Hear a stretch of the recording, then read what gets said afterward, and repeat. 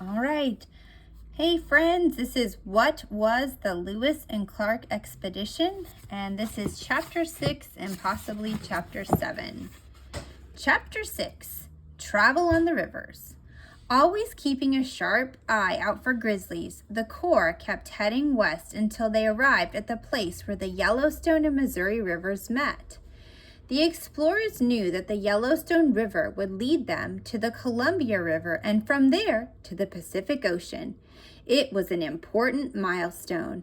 To celebrate, one of the men played his fiddle and the soldiers square danced. Lewis and Clark gave each man whiskey. 5 weeks later, the Corps came to another fork in the river. This time they were not sure which way to go. The wrong fork would lead them into deeper wilderness. The correct fork would meet up with the Yellowstone River. Lewis and Clark explored both forks while the soldiers rested. The men needed a break. Game was scarce and everyone was hungry. Most of the men were sick with colds, fevers, and boils. It had rained for many days. Mosquitoes tortured them.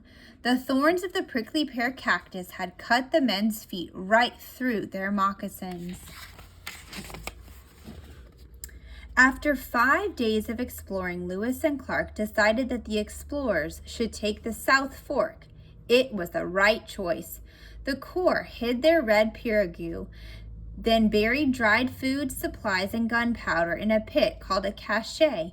They would pick everything up on their return trip. On June 10th, 1805, Lewis and 4 other men went on ahead to the Great Falls. From 7 miles away, they could hear the fall's thunderous roar. The Missouri River tumbled down one waterfall after another for a stretch of 5 waterfalls. Some falls dropped as much as 600 feet. Lewis wrote in his journal that the Great Falls were the grandest sight I ever beheld. 6 days later, Clark and the other Corps members caught up with Lewis at the Great Falls. They hid the white Piragu and buried what they wouldn't need until their return trip. The falls were magnificent. However, crossing them meant hard work. Boats, baggage, and supplies all had to be carried up steep paths around the falls. It was an 18-mile hike that took 11 days. Pear cactus thorns bloodied everyone's feet. Rain and hail pounded them. Rattlesnakes lurked in the rocks. The grizzlies were fiercer than ever. The special iron-frame canoe that Lewis had transported to the Great Falls proved useless. After a violent wind blew up, most of the skins and hides that lined the iron frame blew off. The canoe was supposed to carry 7,700 pounds of cargo. However, it leaked so much that Lewis sadly wrote, "I order her to be sunk in the water, and I bid adieu to my boat." One afternoon, Clark, Charbonneau, and Sacagawea with Pomp took a walk above the falls. Sacagawea had been deathly sick and was just now back on her feet. Suddenly, a storm cloud moved in on them. They all ran for shelter in a deep ravine.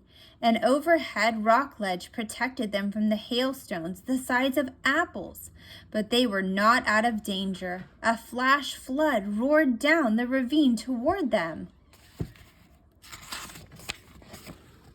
Clark helped Charbonneau and Sacagawea, who was still carrying Pomp, climb up the muddy hillside beside the falls. Then he too scrambled to safety. They made it just in time. The floodwaters that swept down the ravine were 15 feet high. Their belongings were lost, but Clark had saved their lives. Still, he worried about his friend Sacagawea, whom he called Janie. She was cold and soaking wet, but she was young and strong, and she survived. Chapter 7, A Homecoming. Toward the end of July 1805, Sacagawea knew exactly where they were. It was the place where the Minatari warrior had captured her. The Corps kept going until they arrived at Montana's Three Forks, where the Missouri River began. By now, the Corps had traveled some 2,000 miles on the Missouri River. They were nearing the Rocky Mountains. For a week, they traveled up one of the forks that they had named the Jefferson River. Then Sacagawea saw a broken-down wickiup in an abandoned Shoshone camp. She knew her Shoshone tribe had been at this very spot. Lewis selected 3 of the Corps members, and off they went to find the Shoshones. Days passed, and they didn't return. Everyone was concerned. On August 17, 1805, Clark, Charbonneau, and Sacagawea with Pomp were walking on the riverbank. Suddenly, 2 horsemen rode up. One rider was the Corps member who had left with Lewis days ago. The other was an Indian, a Shoshone. Lewis and his men had found the Shoshones.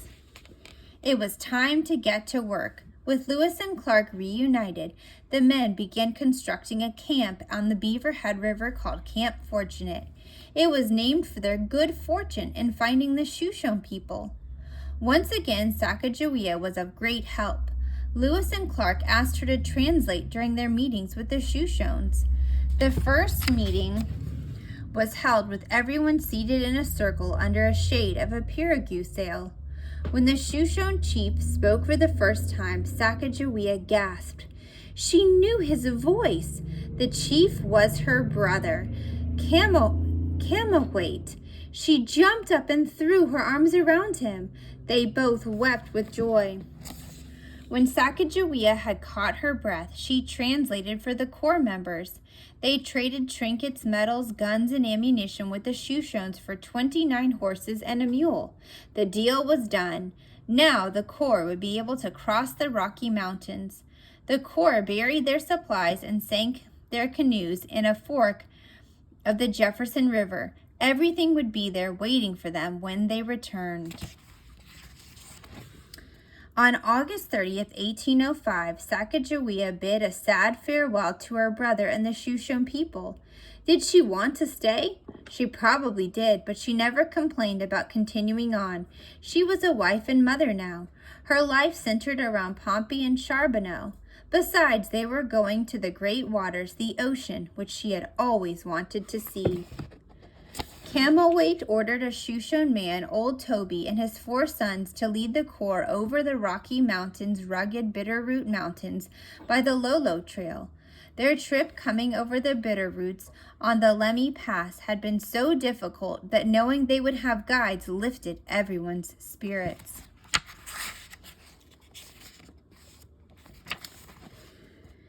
Any pass over the Continental Divide would be a problem for the Corps. They decided they might as well cross on the Lolo Trail. After a few days' rest, Lewis and Clark and the Corps started out. First it rained and then it hailed, followed by snow. The water was muddy. At 7,000 feet above sea level, the air was thin. It was hard to breathe and everyone was hungry. Sharp rocks cut the horses' feet so badly that they couldn't be ridden. With snow falling, the Lolo Trail over the Bitterroot Pass grew faint. It became harder and harder to follow. Colder weather blew in. Old Toby, the Shoshone guide, got lost and led the Corps 3 miles out of his way. Horses slipped and fell off the snowy path. On September 16th, the Corps of Discovery woke up to a blizzard. Everyone wrapped rags around their freezing feet, and everyone was hungry. Clark wrote, "We are continually covered with snow. I have been wet and as cold in every part as I ever was in my life. Indeed, I was at one time fearful my feet would freeze in the thin moccasins which I wore." Cold or not, Clark and 6 men rode off to hunt. Luckily, they met up with the generous Walla Walla Native Americans who fed and gave them meat to take back to the others. Crossing the Lolo Trail was one of the worst experiences of the journey, but by the end of September, the Bitterroot Range was behind them. They had made it across safely. They were proud of themselves.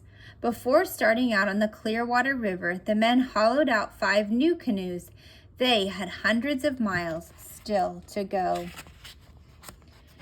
There were rumors of hostile tribes. However, all they saw were friendly Indians fishing for salmon in the Clearwater River.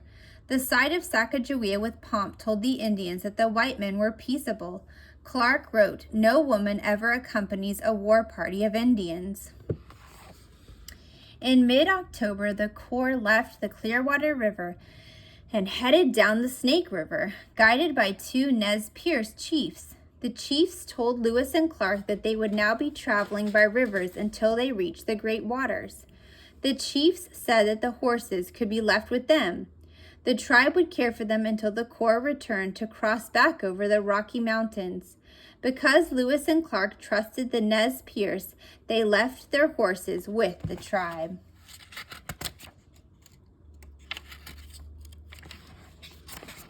The Corps continued down the Snake River for a week, fighting boiling rapids, split canoe seams, leaking canoes, and wet baggage. When canoes overturned, gunpowder, papers, food, and clothing were lost.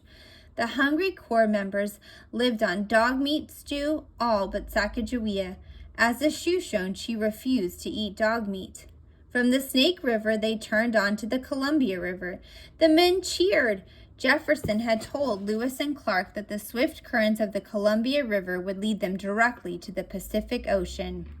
Still, travel was difficult. The Corps had to fight whitewater rapids, waterfalls, narrow channels, and whirlpools. They soon came to a place called Beacon Rock. Though Beacon Rock was more than 100 miles from the Pacific Ocean, the river water tasted almost as salty as the sea. Gale winds brought rain and hail for days. A fog blew in. The tides ran higher and higher. Waves crashed over the men. Almost everyone was seasick. Finally, after 55 miles, the river grew easier to navigate. Lewis and Clark halted travel on November 10, 1805, and set up camp. After 11 straight days of rain, the men named their camp Point Distress. When the skies finally cleared, the Corps pushed off again on the Columbia River. On November 15th, the members of the Corps finally saw the Pacific Ocean. Their clothes were in rotted tatters. After weeks of fighting the waves and bailing out the canoes, they were too tired, wet, and numb to celebrate. All but Sacagawea. She was thrilled by her first view of the great waters. And let's go back and read really quick about the Continental Divide. The Continental Divide. Map makers often draw a line to show the Continental Divide running along the crest of the Rocky Mountain ranges. It is called a divide because it divides the eastern from the western United States. When rain and melted snow raise the rivers on the eastern side of the Continental Divide, the rivers flow east into the Atlantic Ocean and to the Gulf of Mexico.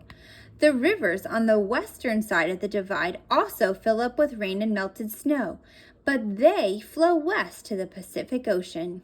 There are other sub-ranges within the Bitterroot Range, which itself is part of the Rocky Mountains. The Coeur d'Alene Mountains in the northwest part of the range, the St. Joe Mountains, the smallest part of the range, the Beaverhead Mountains, which lie east of the Bitterroot Mountains, and the Bitterroot Mountains themselves, which comprise the northern and central Bitterroot Ranges. All right, friends, that's all for Chapter 6 and 7 of What Was the Lewis and Clark Expedition.